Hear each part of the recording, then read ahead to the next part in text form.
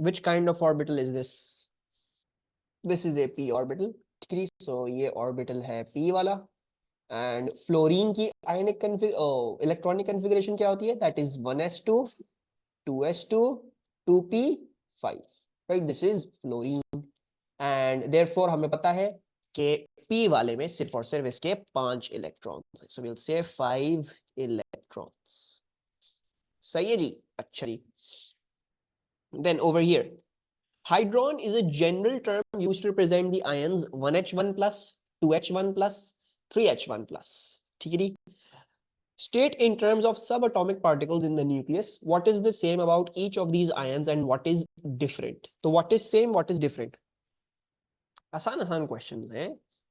Proton same and दूसरी चीज क्या होगी? Proton number same. You could have even said that they have no electrons, right? Because one proton सब में और प्लस का चार्ज है, तो इन सब में से किसी में भी इलेक्ट्रॉन्स नहीं है. खैर इन्होंने बोला सब atomic particles in the nucleus के बारे में बताना, तो फिर इलेक्ट्रॉन्स हम नहीं लिखेंगे, that would obviously go wrong. But एक वो भी चीज थी, proton number same and you will say neutron number different, right? This is easy PG, ठीक है? तो थोड़ा सा जो है वो हमने लास्ट क्लास में कुछ क्वेश्चन नहीं देखे थे तो वो भी देख लिए हैं. अब वापस चलते हैं आयनाइजेशन एनर्जीज की डिस्कशन पे, ठीक है जी. सो जब हम आयनाइजेशन एनर्जी के बारे में डिस्कस कर रहे होंगे तो कौन सी 3 चीजों के बारे में हमें लिखना बहुत जरूरी है? तो अगर मैं आपको बोलूं पीरियड के अक्रॉस ट्रेंड क्या है, ग्रुप के अक्रॉस ट्रेंड क्या है, और चीजें क्या हो रही हैं, तो which 3 things you will make sure you quote in your answer?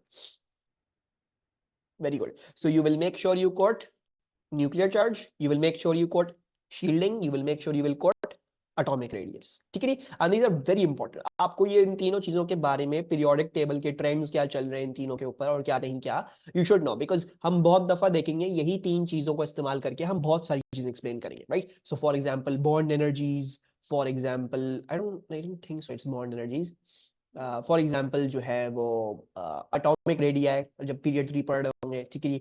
इसके अलावा इलेक्ट्रॉन क्या कहते हैं उसको, I forgot the word, electron, there is a word जो मुझे अभी याद नहीं आ रहा. द टेंडेंसी, इलेक्ट्रोनेगेटिविटी, इलेक्ट्रोनेगेटिविटी को पढ़ते हुए और सब चीजें, ठीक है? तो वो भी इधर भी हमें ये सब, तो ये हम बार बार यही चीजें बार बार इनकी बातें बारे में बातें करेंगे, ठीक है? लास्ट क्लास में हमने क्या स्टडी किया था? We studied first ionisation energy, second ionisation energy, ठीक है? दोनों में क्या होता है? Removal of 1 electron, you remove 1 mole of electrons, ठीक है? दूसरी चीज हमने फिर पढ़ी थी सक्सेसिव आयनाइजेशन एनर्जीज. क्यों एक शेल से दूसरे शेल में आते हुए आयनाइजेशन एनर्जी इतनी ज्यादा इंक्रीज क्यों करती है, और उसको कैसे इस्तेमाल करके हम ग्रुप का अंदाजा लगा सकते हैं, राइट? एक चीज हमने ये पढ़ी, और फिर हमने वो एक ट्रेंड डिस्क्राइब किया, why is there a slight increase. तो उसके अंदर हमें पता चला अच्छा प्रोटॉन नंबर बढ़ रहा है, प्रोटॉन पर इलेक्ट्रॉन्स बढ़ रहे हैं. दूसरी चीज ये कि इलेक्ट्रॉन की रिपल्जन कम हो रही है तो वो करीब आ रहे हैं, एटॉमिक रेडियस कम हो रहा है, and so on and so forth, ठीक है? फिर we went on to the trend about generally why periods के across the first ionisation energies generally increase, और हमने उसमें जो है वो बात करी थी न्यूक्लियर चार्ज की, शील्डिंग की, एटॉमिक रेडियस की. न्यूक्लियर चार्ज की बात करोगे तो across a period the nuclear charge increases, 3 4 5 6 7 8 9 10 increase कर रहा है.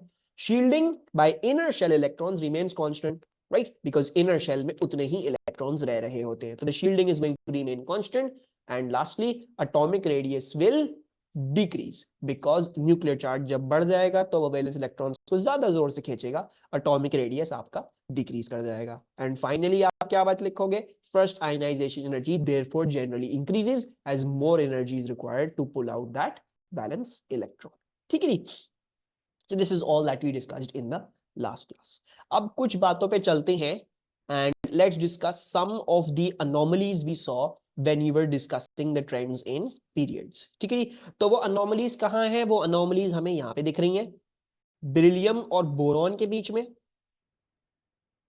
ये एक पीरियड है पूरा, बेरिलियम बोरॉन के बीच में आयनाइजेशन एनर्जी डिक्रीज कर रही है, मतलब जनरल ट्रेंड फॉलो नहीं कर रही. नाइट्रोजन और ऑक्सीजन के बीच में भी कुछ ऐसी ही कहानी है, ठीक है? ये है period 2. Let's also check period 3. So period 3 में भी ऐसा ही कुछ मसला है, ठीक है? सो आई थिंक ये गलत लिखा हुआ है, mg यहाँ पे नहीं होना चाहिए था. Mg यहाँ नहीं है, ये है Mg, ये एल्यूमिनियम है। तो हमें नजर आ रहा है कि यहाँ पे भी वही मसला आ रहा है, एंड देन फॉस्फोरस और सल्फर के बीच में भी कुछ ऐसा ही मसला आ रहा है, ठीक है। So we will now try to understand why these are happening, और अब हमारे पास क्वांटम मॉडल आएगा, and these can not be explained without the quantum model, ठीक है। तो हमने क्वांटम मॉडल इसलिए पढ़ा। First, let's discuss the decrease in ionization energies between beryllium and boron. ठीक है, what I want you guys to do जल्दी से is give me the electronic configurations of beryllium and boron. ठीक है, both of them, beryllium की भी देना, boron की भी देना, ठीक है। I'm putting the periodic table in front of you. If you don't have it right now, everyone in the class should give me the electronic configurations of both beryllium and boron. So you all are correct. ठीक है, so yes, you guys are correct. Boron की जो electronic configuration है that is 1s2 and then 2s2, and boron की 1s2 2s2 2p1। और इसमें ये हमें फर्क वाजे हो गया। ओ, बेरिलियम का जो इलेक्ट्रॉन निकलेगा वो कहां से निकलेगा, वो 2s में से निकलेगा, और बोरॉन का जो इलेक्ट्रॉन निकलेगा फर्स्ट आयनाइजेशन एनर्जी का, वो कहां से निकलेगा, वो 2p में से निकलेगा, right. And which of 2s और 2p was higher energy, 2s ज्यादा हायर एनर्जी था या 2p ज्यादा हायर एनर्जी था?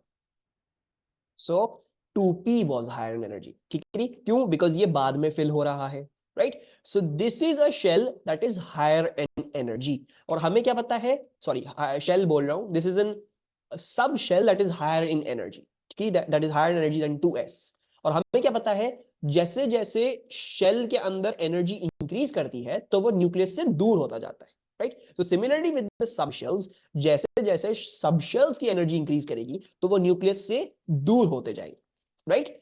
सो 2s में से इलेक्ट्रॉन निकालना ज्यादा मुश्किल होगा। क्यों? Because 2s lower in energy है, वो न्यूक्लियस के ज्यादा करीब है, राइट। सो न्यूक्लियस 2s वाले इलेक्ट्रॉन को जोर से जकड़ के रखा हुआ है उसने। 2p वाला क्योंकि वो थोड़ा सा बड़ा है, उसमें इलेक्ट्रॉन न्यूक्लियस से ज्यादा दूर है, तो इसलिए न्यूक्लियस उसको जोर से जकड़ के उसने नहीं रखा हुआ, right. So basically if you're trying to pull out an electron from 2p and 2s, it will be easier to pull out an electron from 2p, उसको कम एनर्जी लगेगी बिकॉज ये न्यूक्लियस से दूर है, whereas 2s में से निकालने में आपको ज्यादा एनर्जी लगेगी, ठीक है। So to describe the anomaly that is happening between beryllium and boron, we will say that in Be the electron is removed from the 2s orbital, 2s subshell, and in B from the 2p subshell. 2s is a lower energy orbital than 2p, and so removing an electron from it is harder. आपको 2s में से निकालने में ज्यादा मुश्किल होगी, ज्यादा problem आएगी, because it's closer in energy, nucleus को जोर से खींच के उसने रखा हुआ है उस इलेक्ट्रॉन को, whereas 2p हायर एनर्जी, उसमें आराम से आप निकाल लोगे उस इलेक्ट्रॉन को, ठीक है। So this is the trend to explain the anomaly between beryllium and boron, and this is the same trend that we will use to explain the problem between magnesium and aluminium as well. In fact, this is the trend that is happening across the periodic table between groups 2 and 13. Group 2 से group 13 जाने में हमेशा ये problem आती है, and why is that? Because group 2 and कहां करता है, ग्रुप 2 एंड करता है s2 में, right. So basically 1s2 2s2 3s2 4s2 5s2 6s2 7s2, और जब ग्रुप 13 जाता तो पहले क्या होता है, 2p1 3p1 4p1 5p1 6p1 7p1। तो अगर आप स्ट्रोंशियम और इंडियम को कंपेयर कर रहे हो तो इंडियम को कम एनर्जी लगेगी क्योंकि इसका पी में से निकल रहा है, बेरियम का एस में से निकल रहा है। थैलियम को कम एनर्जी लगेगी क्योंकि इसमें पी में से निकल रहा है, बेरियम का एस में से निकल रहा है, right. So whenever you transition from a group 2 to a group 13, the same thing is going to happen. S के बजाय आप पी में से निकालना शुरू कर दो, पी में से निकालना ज्यादा आसान है क्योंकि वो न्यूक्लियस से दूर है। तो मैग्नीशियम का भी क्वेश्चन आ सकता है आपके पास। सो मैग्नीशियम का कैसे बताओगे, वही, लेकिन अब एक्सप्लेनेशन देते हुए ऑब्वियसली थोड़ा सा डिफरेंट होगा। Why is that? Because magnesium की इलेक्ट्रॉनिक कॉन्फ़िगरेशन हल्की सी डिफरेंट है, ठीक है। So don't memorise the answer, ठीक है, ये रट नहीं लेना ये चीज। We know that the magnesium की configuration is 1s2 2s2 2p6 3s2, and aluminium की configuration is 1s2 2s2 2p6 3s2 and then 3p1, right? And now our explanation is going to be same, but instead of writing 2s and 2p, you'll write 3s and 3p. और कोई आ गया तो उसका देख के फिर लिखोगे, right? So similar explanation over here.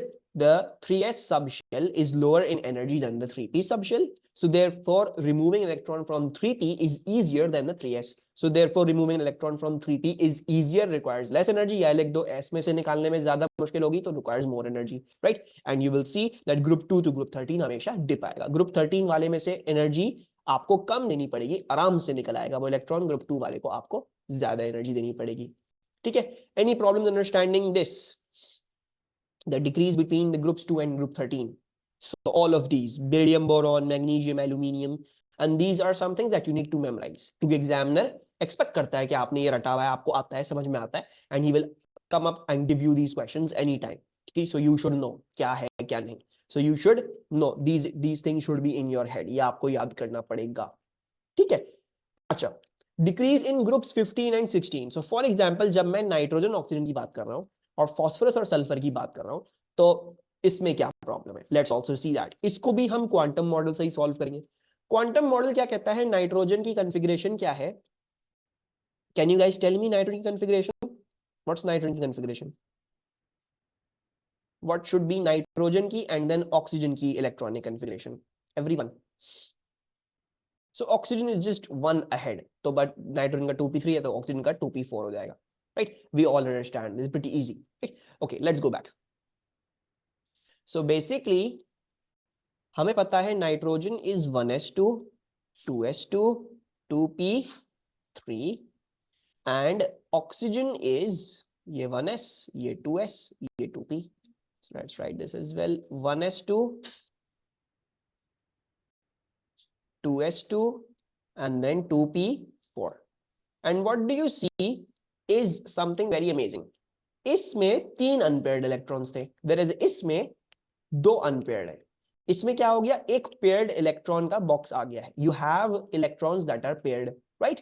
And we know electron कौन सा रिमूव होगा? जो सबसे हायर एनर्जी होगा या सबसे आसान होगा रिमूव करने में, right? So this electron is going to be removed from over here and maybe this electron is going to be removed from over here, right? Now ये क्यों रिमूव हो रहा है और इसको एनर्जी कम क्यों लग रही है, right?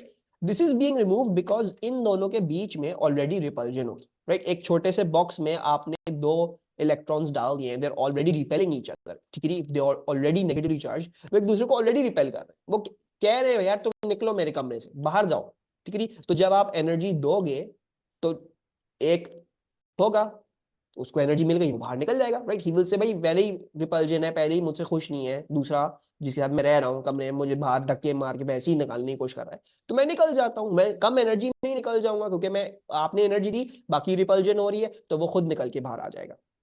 Whereas in over here, none of these are getting electron pair repulsion. इनमें से किसी को भी इलेक्ट्रॉन पेयर रिपल्जन फील नहीं. सबके अपने अपने कमरे हैं, सब खुश हैं, ठीक है?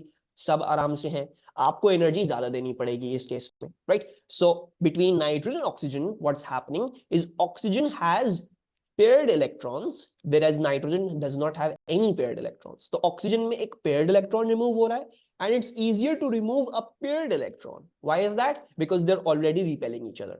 Whereas nitrogen में there is no paired electrons, so it's harder to remove unpaired electrons. ठीक है? So oxygen once again paired है, उसमें ऑलरेडी रिपेल कर रहे हैं, उसमें से एक को निकालोगे तो वो आ जाएगा, ठीक है? It will be easier to pull out because already दूसरा उसको धक्के दे रहा है, तो आपने तो फैसिलिटेट कर the process. whereas in this one there is no such thing. इनको आपको एनर्जी ज्यादा नहीं पड़ेगी. so therefore nitrogen to oxygen dip आ रहा है. And the same explanation is going to apply for phosphorus to sulfur. And this is always going to happen for groups 15 to 16. Why is this? Because group 15 हमेशा P3 में end करेगा और group 16 हमेशा P4 में end करेगा, right? So that is for all groups 15 and 16 across the periodic table, ठीक है? And we should know this. अगर मैं phosphorus का बोलूंगा तो phosphorus क्या हो जाएगा? Phosphorus is going to be 1s2, 2s2, 2p6, 3s2, 3p3. And sulfur क्या हो जाएगा? 1s2, 2s2, 2p6, 3s2, 3p4. So over here no paired electrons, right? You have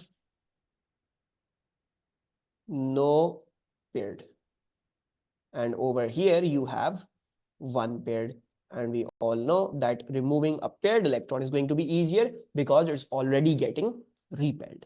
ठीक है? कोई problem understanding the decrease between groups 15 and 16?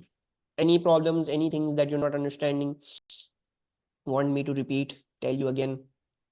ठीक है? And this is the proof of the quantum model.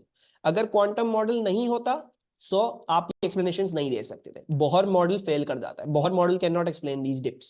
So therefore the quantum model was developed. You delved into more research inside of कि क्या है electron का structure क्या है and all of that, and then you realized oh अच्छा ये कहानी है. ठीक है? अच्छा, last trend that we need to study is the trend from groups कि मतलब across down a group क्या हो रहा है, right? Let's see that trend. अगर डाउन अ ग्रुप मुझसे पूछोगे तो डाउन अ ग्रुप ये हो रहा है HeNe argon krypton xenon. So we can see that down a group your energy is decreasing. Neon की हीलियम से कम है, आर्गन की नियॉन से कम है, क्रिप्टॉन की आर्गन से कम है, जीनॉन की क्रिप्टॉन से कम है, राइट? एंड इट्स डिक्रीजिंग, कम हो जा रही है. इसी तरह if you look at for example let's say another group that should be easily group 1 lithium sodium potassium rubidium, ये भी क्या कर रहे हैं? डिक्रीज कर रहे हैं. ठीक है जी. सोडियम की लिथियम से कम है, पोटेशियम की सोडियम से कम है, रुबिडियम की पोटेशियम से कम है. ठीक है जी. और इसमें कोई अनोमली नहीं है, ये एक ही ट्रेंड फॉलो कर रहा है, right? So we know over here. Okay, so first ionisation energy decreases across down a group. Actually, और अब इसके एक्सप्लेनेशन देंगे वही तीन चीजें, nuclear charge, shielding, atomic radius. ठीक है, now let's write those down. Down a group first ionisation energy decreases. सबसे पहले तो आ जाते हैं पीरियोडिक टेबल में से न्यूक्लियर चार्ज का ट्रेंड निकालते हैं. ठीक है जी. So if for example we are going down group 1 तो न्यूक्लियर चार्ज इंक्रीज कर रहा है, डिक्रीज कर रहा है? What do you guys think? Increase. And how do we know that? 3 plus 11 plus 19 plus 37 plus 55 plus, जितने नंबर ऑफ प्रोटॉन्स होंगे उतना ज्यादा न्यूक्लियर चार्ज होगा. So down a group what's happening? The nuclear charge is increasing. ठीक है, सबसे पहले तो हमारे पास एक बात आ गई. Down a group nuclear charge increases. सही है. अच्छा, अब क्या बात लिखेंगे? अब हमें शील्डिंग को डिस्कस करना पड़ेगा. तो शील्डिंग के बारे में क्या ख्याल है आप लोगों का?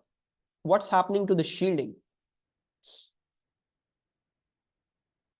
shielding is also increasing. और क्यों इंक्रीज कर रही है? so if we see over here, lithium क्या था? लिथियम ये था. so it has 3 protons and 4 neutrons, this and this and this over here, right? and then if you see for example potassium, potassium बहुत बड़ा हो जाएगा बनाने के, सोडियम बना लेते हैं. ठीक है, वरना साल लग जाएंगे बनाते बनाते ही. so sodium is 11 protons and 12 neutrons, and इसमें shell 1, shell 2, shell 3, right?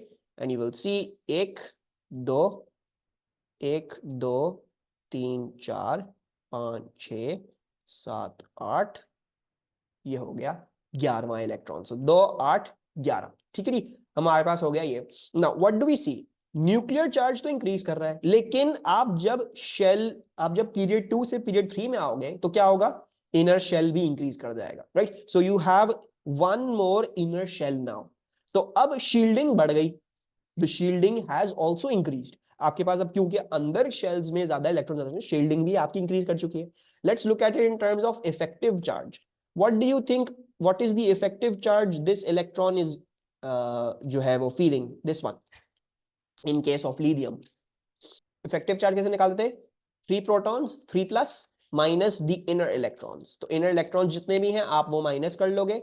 सो 3 में से 1 2 आपने निकाल दिया तो +1 बच गया. सोडियम के लिए निकाल सकते हो क्या बन रहा है effective charge?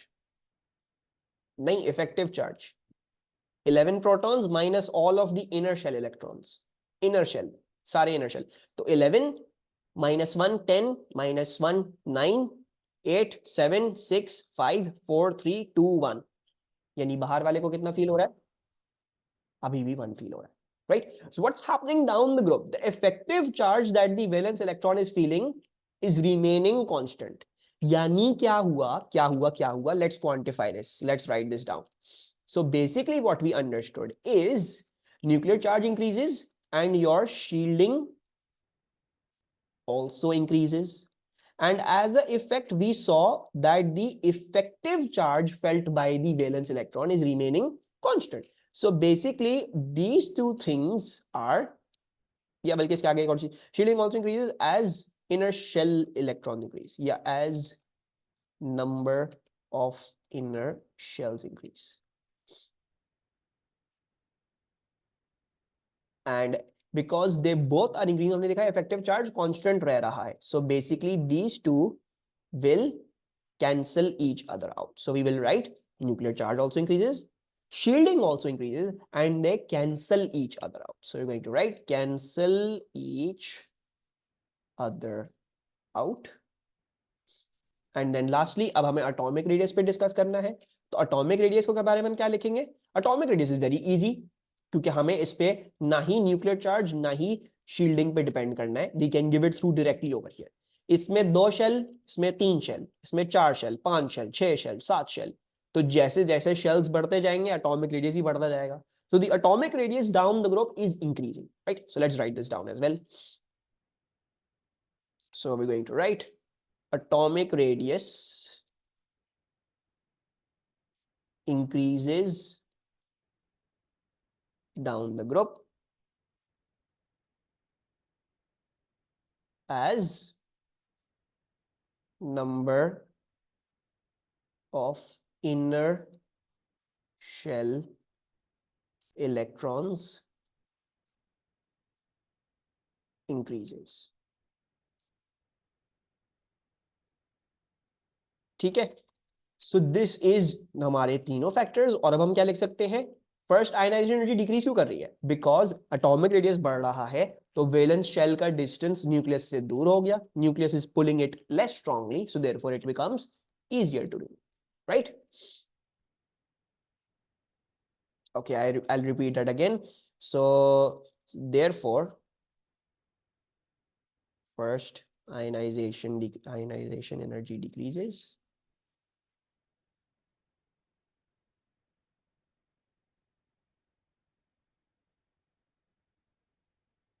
as the nucleus pulls less strongly on the valence electrons and they become easier to remove. ठीक है जी. So this is the whole thing. बाकी मैं इफेक्टिव चार्ज वाली चीज दोबारा से एक्सप्लेन कर देता हूं. किसी और को कोई और इश्यूज है तो वो मुझे अभी बता दे, so that we can clear them out. अच्छा देखो मेरा बच्चा, हमारे इफेक्टिव चार्ज कैसे निकाल रहा हूं मैं? जो भी प्रोटॉन्स हैं, प्रोटॉन का चार्ज क्या होता है? प्लस होता है, राइट? अब उस प्लस में से जो भी वो प्लस 3 प्लस आ रहा है, जो भी आ रहा है 11 प्लस आ रहा है, व्हाटएवर, उसमें से जितने भी इनर शेल इलेक्ट्रॉन्स हैं आप वो सब्ट्रैक्ट कर लो. सो 3 प्लस -1, 2 प्लस -1, 1 प्लस, रह कितना गया? 1 प्लस का चार्ज. तो इस वाले को बाहर को कितना फील होगा? 1 प्लस का चार्ज फील होगा.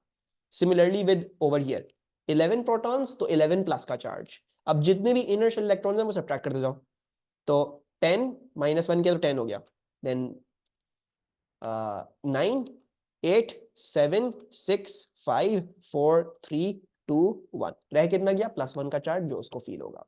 ठीक है, जस्ट दिस. इफेक्टिव चार्ज क्या है? Protons, yes, proton electron cancel, shielding ही होती है. जो इनर शेल इलेक्ट्रॉन्स हैं वो, जो प्रोटॉन्स हैं उसके जो शिद्दत है खींचने की, उसको खत्म कर सकते हैं. बिकॉज क्या करेंगे? उसको रिपेल करेंगे बाहर वाले इलेक्ट्रॉन को, कि वो अंदर ना आए, उसको रिपेल करेंगे, उसको बाहर की तरफ रखेंगे. So they effectively cancel out the charge. ठीक है जी। हकीकत में ये नहीं हो रहा कि इलेक्ट्रॉन प्रोटॉन मर्ज हो गया, खत्म हो गया चार्ज, ऐसा नहीं हो रहा, लेकिन ये हो रहा है कि इसको वो फील नहीं हो रहा 11 प्लस का चार्ज। ठीक है, इस अंदर वाले को 11 प्लस का चार्ज फील होगा क्योंकि इसको शील्ड करने वाला कोई है नहीं, इसको तो पूरा पूरा प्रोटॉन जोर से खींच रहा है 11 प्लस। लेकिन बाहर वाले तक आने तक, क्योंकि 1 2 3 4 5 6 7 8 9 10 इलेक्ट्रॉन इसको रिपेल कर रहे हैं, तो इंस्टेड ऑफ फीलिंग 11 प्लस का चार्ज, इसको सिर्फ 1 का चार्ज फील होता है, बिकॉज 10 इसको रिपेल कर रहे हैं, 11 माइनस 10 1 आ गया आंसर। ठीक है। हाँ, देखो इलेक्ट्रॉन एंड प्रोटॉन इक्वल है मेरा बच्चा, दैट इज ट्रू। इलेक्ट्रॉन और प्रोटॉन तो हर न्यूट्रल एटम में वो होंगे ना, इक्वल होंगे। 3 प्रोटॉन और 3 इलेक्ट्रॉन्स होंगे। मैं क्या कर रहा हूं, मैं सब्ट्रैक्ट कर रहा हूं इनर शेल इलेक्ट्रॉन्स, यानी वैलेंस शेल के अंदर वाले सारे इलेक्ट्रॉन्स। सो 3 में से मैंने क्या सब्ट्रैक्ट किया, एक ये और एक ये, क्योंकि ये दोनों इनर थे, ये बाहर है, ये वैलेंस शेल है। सो 3 माइनस 2 1 बच गया, 1 इसको फील होगा। ठीक है। सिमिलरली ओवर हियर 11 1 2 3 4 5 6 7 8 9 10 बाहर ये है, इसको इसको नहीं गिनेंगे हम। ठीक है जी। सो 11 में से आप 10 सब्ट्रैक्ट कर दोगे, आपके पास 1 आ गया। ठीक है। अच्छा जी। There is also one very quiet child in the class today, sir. The largest dip in periodic table means that it has moved from group 18 to group 1. Yes, exactly, Anas. ठीक है। And that brings me to one more new thing that I want you guys to know and understand is that के आपको ना ये shape generally याद होना चाहिए।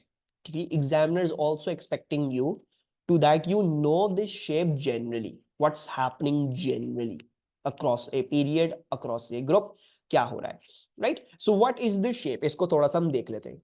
Shape क्या है, शेप ये है कि जब आप नोबल गैस से उठ के वापस ग्रुप 1 पे आते हो तो एकदम से बहुत बड़ा डिप आता है। नोबल गैस से जब आप ग्रुप 1 पे आते हो तो एकदम से बहुत बड़ा डिप आता है, right. Then your ionisation energies generally start increasing. आपके पास ग्रुप 2 एंड ग्रुप 13 के बीच में डिप आएगा और ग्रुप 15 और ग्रुप 16 के बीच में डिप आएगा, but generally you will keep increasing. ठीक है। सो ट्रेंड क्या है, if you ask me to draw, for example आप मुझे बोलते हैं पीरियड 3 का आप सर मुझे ग्राफ बना के दे दें ionisation energies, so you should have a general idea in your mind. Your sketch should not be pretty perfect, but it's just that के it should be decent enough. So energy, और ये हम बोल देते हैं, क्या बोलते हैं इसको, एटॉमिक नंबर बोल देते हैं। सो अगर पीरियड थ्री से पहले क्या आएगा, नियॉन आएगा, तो नियॉन, नियॉन से फिर एकदम से मैं सोडियम पे डिप करूंगा, सो दिस इज सोडियम। ठीक है। फिर मैं इंक्रीज करूंगा Mg पे। ठीक है। एल्यूमिनियम डिप करेगा, लेकिन don't make that mistake, aluminium sodium से ज्यादा डिप नहीं करेगा। एल्यूमिनियम हल्का सा डिप करेगा, सोडियम से अभी भी ऊपर रहेगा। This is very important realise, aluminium will still be above sodium. फिर एल्यूमिनियम से वापस आप ऊपर जाएंगे, और अब जो ऊपर जाएगा वो मैग्नीशियम की लाइन में जाएगा, वो मैग्नीशियम से ऊपर जाएगा। ठीक है। So that I believe is sodium, magnesium, aluminium, silicon. Silicon के बाद फिर फास्फोरस आता है, ये ग्रुप 15 है। ग्रुप 16 में दोबारा से डिप आएगा, जो डिप आएगा वो इससे नीचे नहीं जाएगा। ठीक है। It will only be below this, so sulphur, and then you have I believe chlorine, and then argon. So this is going to be my general shape, and you need to know this general shape. ठीक है जी, आपको ये भी पता होना चाहिए, this will help you solve questions. ठीक है जी। So don't be like you don't know this. ठीक है जी, आपको ये देखना पड़ेगा, याद करना पड़ेगा। Your sketch should not be as perfect as this one, obviously नहीं कर सकते आप, लेकिन आपको एक जनरल आइडिया, एक जनरल ट्रेंड का पता होना चाहिए। ग्रुप 18 नोबल गैस से उठ के ग्रुप 1 पे आओगे, बहुत बड़ा डिप आएगा। ठीक है जी। एम ग्रुप 2 पे आओगे, ऊपर चल जाओगे। ग्रुप 13 पे आओगे, डिप आएगा, लेकिन ग्रुप 1 से नीचे नहीं जाओगे। ग्रुप 13 से ऊपर जाओगे, ग्रुप 14 पे आओगे, सबसे इन सबसे ऊपर होगा, राइट। देन 15 और 16 के बीच में डिप आएगा, 16 में 14 से नीचे नहीं जाना, and then 17 18 and so on so forth, जितना भी हो रहा है। फिर दोबारा से नीचे डिप आएगा, फिर वैसे ही बनेगा, फिर डिप आएगा, फिर वैसे ही बनेगा, फिर डिप आएगा, फिर वैसे ही बनेगा। ठीक है जी। एंड यूजुअली आपको जो क्वेश्चन पूछा जाएगा वो ग्रुप पीरियड 3 का पूछा जाएगा, ठीक है जी। Group period 3 is a specific chapter in our course. तो कुछ क्वेश्चंस मैंने यहाँ पे इंक्लूड किए हैं उधर के, which are pertaining to your first ionisation energy का टाइम, ठीक है। तो यहाँ पे लिख भी लेते हैं, know the general trend.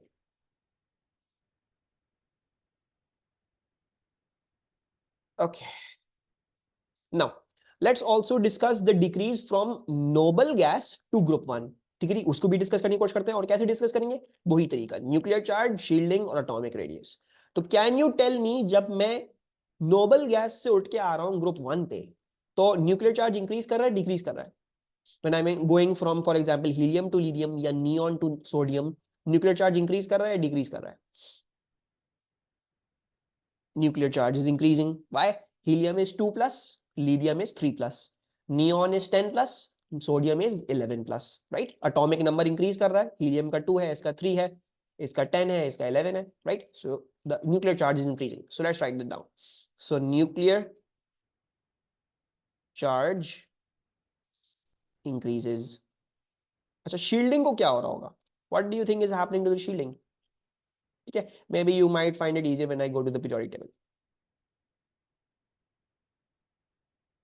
What do you think happens to shielding जब आप हीलियम से लिथियम पे आ रहे हैं, या फॉर एग्जांपल नियॉन से सोडियम पे आ रहे हैं? नियॉन से अगर मैं सोडियम पे आ रहा हूं तो शील्डिंग को क्या हो रहा होगा? Increase. And why is that? Because neon was shell 2, sodium is shell 3, so neon is shell 2, sodium is shell 3. obviously sodium एक और it has, क्या कहते हैं, एक और उसमें शेल आ चुका था, उसमें इनर शेल इलेक्ट्रॉन्स बढ़ चुके हैं, right? It is now in a new shell, so inner shell electrons बढ़ चुके हैं, तो it is having a more shielding. सबको ये बात समझ में आ रही है? Sodium has more shielding than neon. Anybody got any problems with this? Anas, Mariz, Abdurrahman? So I am writing this over here as well के nuclear charge increases, shielding also increases. नहीं समझ में आया मारिज? अच्छा, आ गई? और बाकियों को क्लियर है? कोई प्रॉब्लम तो नहीं है इसमें in understanding this neon to sodium की क्या कैसे शील्डिंग इंक्रीज कर रही है? Because this is period 2, this is period 3, shell 2, shell 3, ठीक है। अच्छा, देन हम एटॉमिक रेडियस भी क्या लिख सकते हैं? अच्छा, पहले एटॉमिक रेडियस लिखने से पहले, when both of them increases what happens? They cancel each other out, ठीक है। So we are going to write cancel each other out, and finally atomic radius क्या लिखोगे? तो atomic radius also increases due to more number of inner shells, ठीक है? And therefore you can say that the valence electron is pulled less strongly by the nucleus,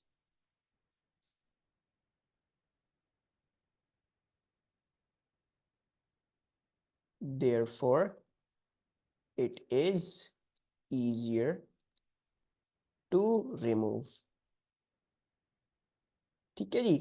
so this is what we need to understand, ठीक है। ये हो गए हैं आपके सारे के सारे trends in your periodic table done for ionisation energies.